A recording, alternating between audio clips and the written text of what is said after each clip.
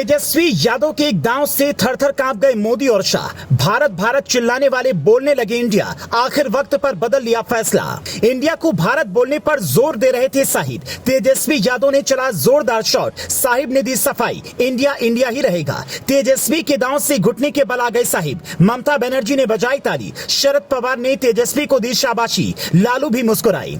एक बार फिर तेजस्वी यादव ने मोदी शाह को बुरी तरह से फंसा दिया। 24 घंटे के अंदर ही बदल दिया फैसला। भारत वाले फैसले पर मांगी माफी। देश के इतिहास में यह पहली दफा ही होगा कि मुल्क के मुखिया की पहचान जिस नाम से हो उसी को सिर्फ इसलिए बदला जा रहा है जिससे उसका फायदा गलती से भी विपक्षी पार्टी न उठा सके।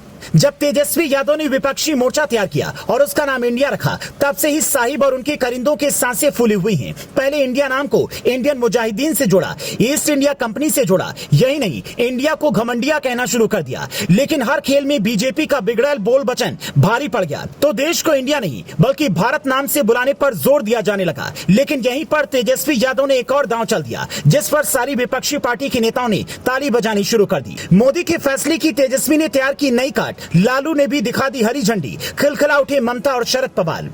यह भी शायद पहली दफा ही होगा कि सत्ता में रहने वाली पार्टी विपक्षी पार्टियों से इस कदर घबरा जाएं कि देश के नाम को बदलने का फैसला ले लें। यह सब मुमकिन हो पाया तेजस्वी यादव की वजह से। मोदी के सामने सियासत करके तेजस्वी यादव ने अपनी काबिलियत का लोहा मनवा लिया। बिल्कुल लालू वाली स्टाइल में राजनीति करने के लिए पहचान रखने वाले तेजस्वी मोदी और शाह की राजनीति की चादर का ऐसा सिरा खींच दिया है कि अब दोनों ही नेता पानी मांगने लगे हैं। सबसे पहले सारे दलों को एकजुट कर एक मंच पर ले आए जिसमें कई नेता और पार्टी तो ऐसी भी रही जो हमेशा एक दूसरे के खिलाफ चुनाव लड़ती रही। लेकिन तेजस्वी की मेहनत की वजह से विपक्षी मोर्चा बन गया और उससे पहले अपने पिता लालू प्रसाद यादव को जेल से बाहर निकालने से लेकर अपनी पार्टी को सत्ता में लाने का काम अकेले अपने दम पर तेजस्वी यादव ने कर दिखाया। लेकिन जैसे ही विपक्षी मोर्चे का नाम इंडिया रखा गया, वैसे ही साहिब एंड पार्टी की सांसें फूल गई। हर उस जगह से इंडिया शब्द को हटाने की पुरजोर कोशिश होती रही जहां जहां इंडिया लिखा हुआ था। पहले आरएसएस मोहन भागवत ने भारत बोलने पर जोर दिया। उसके बाद एक से बढ़कर एक कमल छाप नेता